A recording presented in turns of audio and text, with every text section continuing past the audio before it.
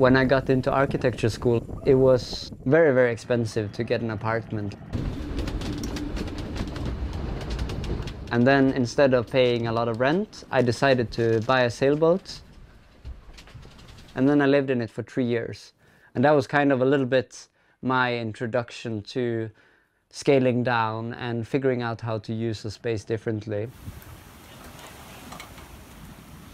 In a sailboat, the most important space in a way is the cockpit, which is the outside part.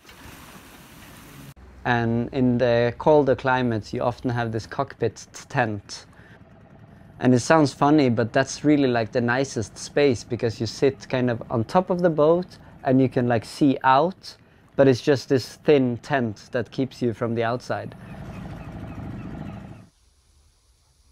And that's also a little bit the idea with the greenhouse, that even in the winter, you're like shaded from the wind and the rain, and you can sit out there with a cup of coffee. And so in that way, it's really been inspired a little bit by that.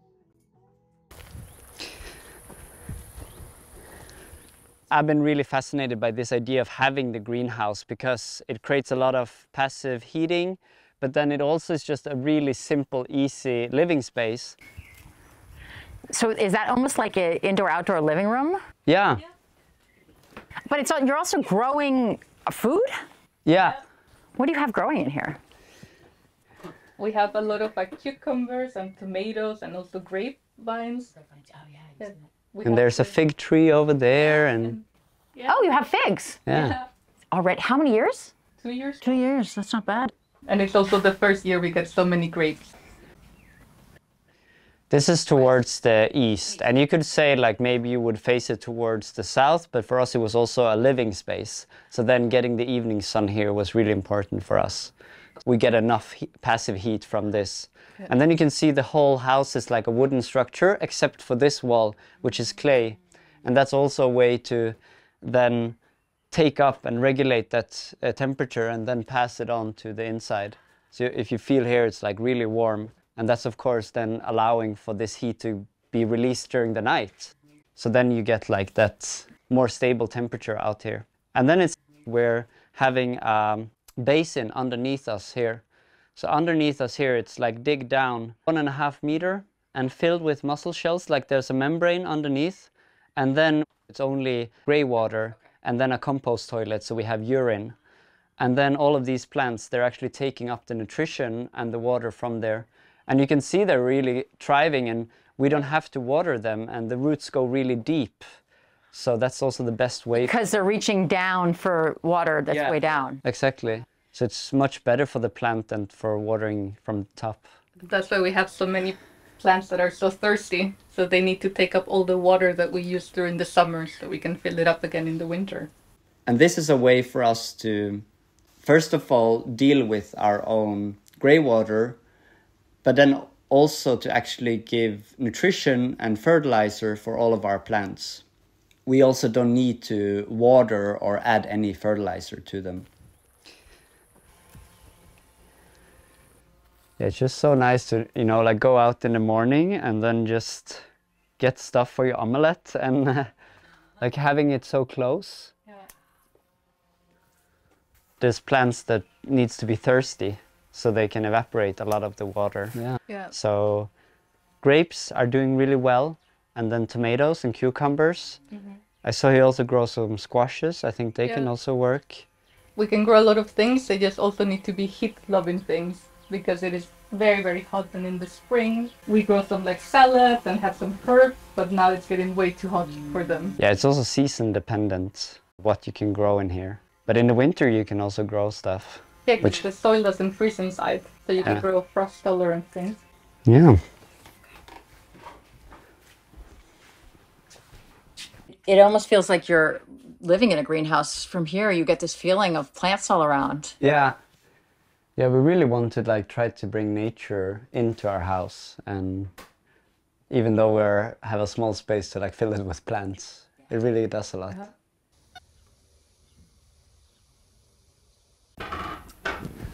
Oh. So after my sail trip, we kind of realized that, okay, building a house doesn't necessarily need to be like something that's that expensive. Like, you can make it affordable, you can make it simple, so it doesn't need to be like this long life project, and we could actually live in a relatively simple house that we built ourselves.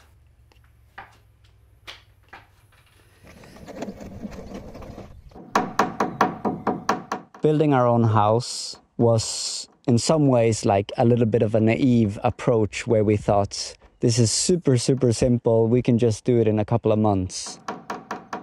And of course it took a little bit longer than that, but at the same time it only took us half a year, and we managed to actually build a house that we could start living in relatively quickly.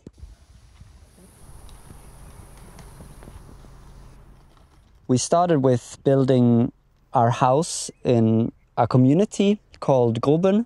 It's a community in Ebeltoft, Denmark, where a collective of 160 members bought up an existing 10,000 square meter steel factory and then repurposed it. And inside of this factory we could build the house. We actually built the main structure outside in the summer.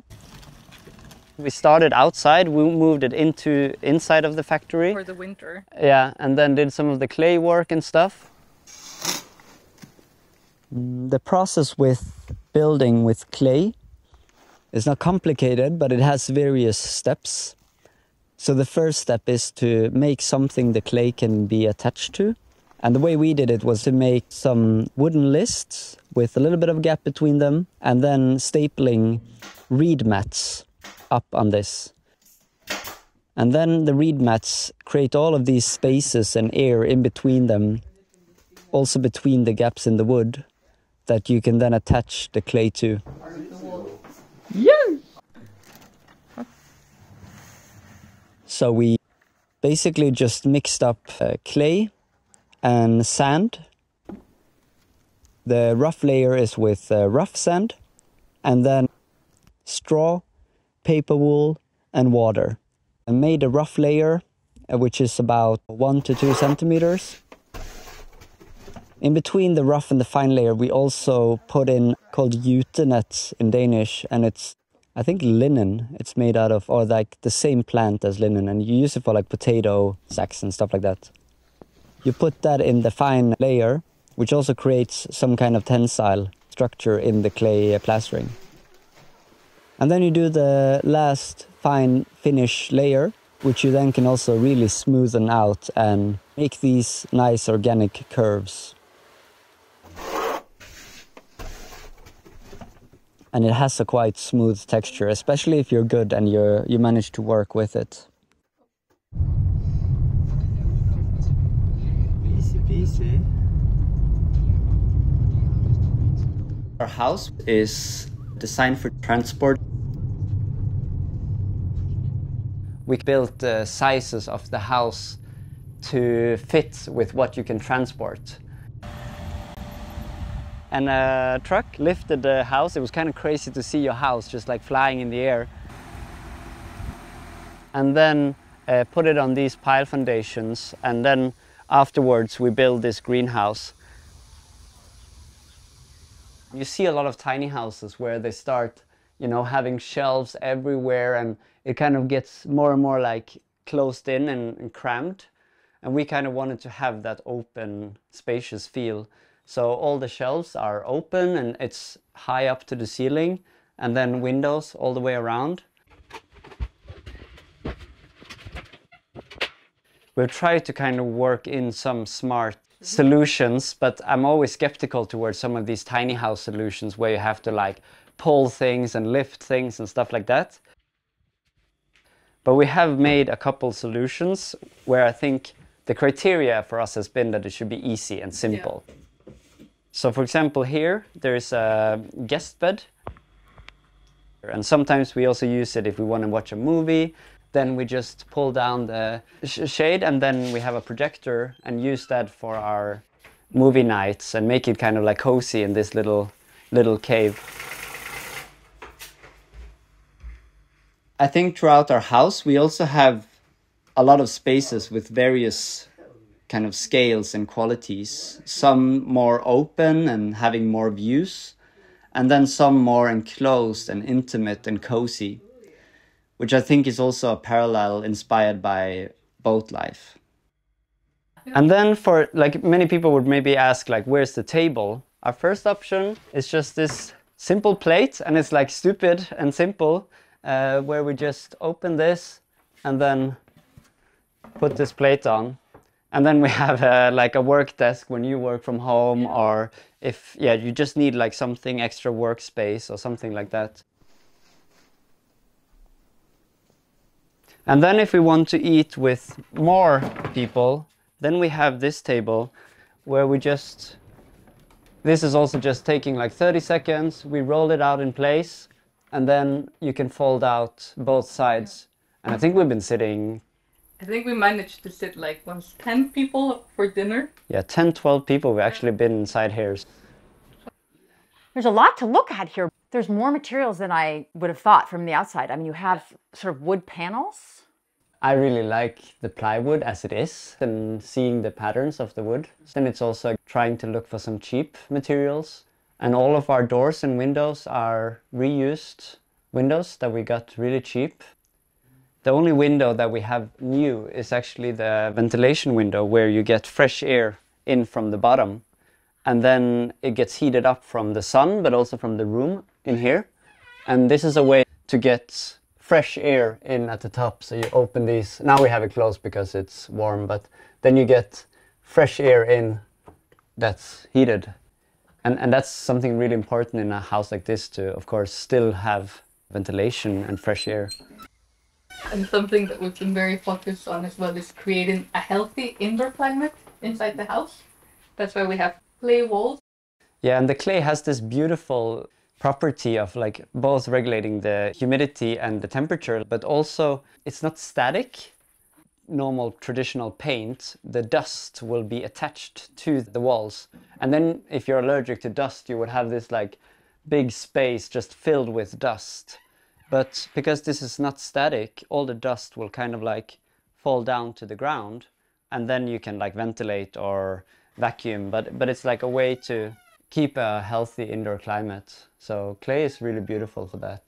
So there's no paint, it's just the natural material. This is clay paint that we've put on top of it. Yeah, so you get clay in all kinds of colors, you know, so there's different pigments, but it's just a natural pigment in the clay. So you can see some places where, like for example, there you can see a little mark. That's the original color of the clay in Denmark, and then this is like more of a beige. We wanted to make a little bit brighter space, but it still is just normal clay, just clay and water, basically. Yeah. And then in here we have our bathroom. Do you plumb this as well? Yeah, so we've done everything ourselves. How did you get that knowledge? Watching a lot of YouTube videos, really, yeah. And then here is like, yeah, very like also a comfortable toilet. I think it's again that we want to have everything that a traditional house have. So this is also like the separate toilet. So it of course looks different than a normal toilet, but it doesn't, it's not complicated, or it's not difficult for us to use. And it's how does it work? So it separates the urine and the poop. And then when you sit on this, then it kind of like opens. And then there's like a bucket here that you then have to empty like once a month, maybe, something like that. And you can also see here that it kind of rotates every time you sit. So it's very like mechanical and simple, but... I like the fact that it does it when you are going to sit anyway. Yeah, exactly. You don't need to think about it. And then the urine goes down here, and then together with all of our other water, it comes out in the greenhouse and then is used as nutrition for our plants. You can show them the washing machine. There is a washing machine. There is space for that as well. Tucked in. Oh, wow. Yeah, we wanted to have full-size appliances in the house. Because we know that if we're going to live here long term, we need to be as comfortable as we can be. We have like a dishwasher and a proper fridge. Yeah. Like just things like that. And I like cooking, so for me it was important to have a proper kitchen and a full oven. So yeah, it's like a full-sized oven and induction.